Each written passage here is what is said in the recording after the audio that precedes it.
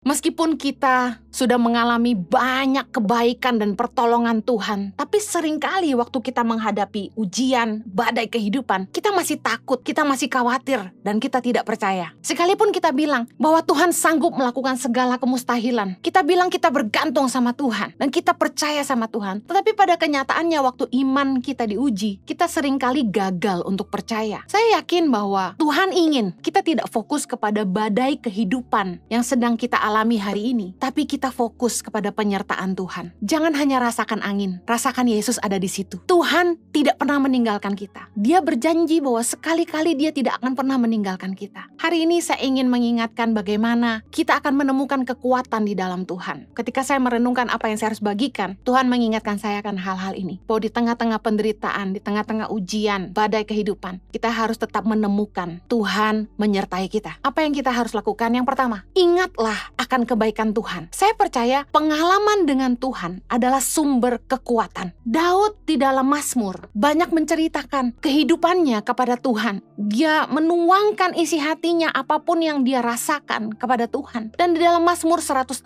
ayat 7 dikatakan gini, "Kembalilah tenang hai jiwaku, sebab Tuhan telah berbuat baik kepadamu." Saya yakin dalam keadaan ini Daud pasti merasa khawatir, panik, bingung. Tetapi Daud memerintahkan kepada jiwanya, "Kembalilah tenang hai jiwaku, sebab Tuhan telah berbuat baik kepadamu." Kita juga harus melakukan yang sama. Ingatkan kebaikan Tuhan yang telah Ia lakukan dalam hidup kita. Kita harus perintahkan kepada jiwa kita yang gundah gulana bahwa hey, Tuhan telah menolong engkau, Tuhan sanggup tolong engkau lagi. Tuhan setia dan tidak pernah meninggalkan hidupmu. Tuhan sanggup melakukan apapun. Bahwa Tuhan sanggup bekerja melampaui semua apapun yang kita sanggup pikirkan maupun doakan. Mari kita belajar dari Daud bagaimana dia membangkitkan imannya. Kita harus membangkitkan iman kita dengan mengingatkan jiwa kita akan kebaikan Tuhan. Mazmur 103 dengan judul perikop, "Pujilah Tuhan, hai jiwaku." Ayat kedua berkata gini, "Pujilah Tuhan, hai jiwaku, dan janganlah lupakan segala kebaikannya. Dia yang mengampuni segala kesalahanmu, yang menyembuhkan segala penyakitmu. Dia yang menebus hidupmu dari lubang kubur, yang memahkotai engkau dengan kasih setia dan rahmat. Dia yang memuaskan hasratmu dengan kebaikan, sehingga masa mudamu menjadi baru seperti pada burung Raja Wali." Kita harus sering-sering ngomong sama diri kita sendiri, kepada jiwa kita. Kita harus menguasai jiwa kita. Jangan biarkan kekhawatiran dan ketakutan yang memerintah hidup kita. Kita harus ingatkan kepada jiwa kita, "Hai jiwaku, janganlah lupakan segala kebaikan Tuhan." Tanpa Tuhan kita ada di mana hari ini? Saya percaya bahwa Tuhan itu baik dan setia. Tuhan tuh gak pernah tinggalin kita. Kita harus ingatkan kepada jiwa kita. Ingatlah akan kebaikan Tuhan. Saya yakin ketika kita mengingat kebaikan Tuhan, kita juga akan merasakan kasih Tuhan di hati kita. Betapa Tuhan itu setia. Saya sudah kenyang dengan kebaikan Tuhan. Tuhan tuh menunjukkan kebaikannya dalam hidup saya gak terhitung. Terlalu banyak. Sebagai anak yang dikecewakan orang tua, saya merasakan betapa Tuhan sayang kepada saya. Betapa Tuhan menggantikan masa-masa sulit saya ketika saya masih sangat muda. Kalau Tuhan dulu pernah tolong kita, Tuhan sanggup tolong kita lagi. Jangan gak percaya. Bangkitkan imanmu dan katakan, "Hai jiwaku, pujilah Tuhan. Jangan lupakan segala kebaikannya."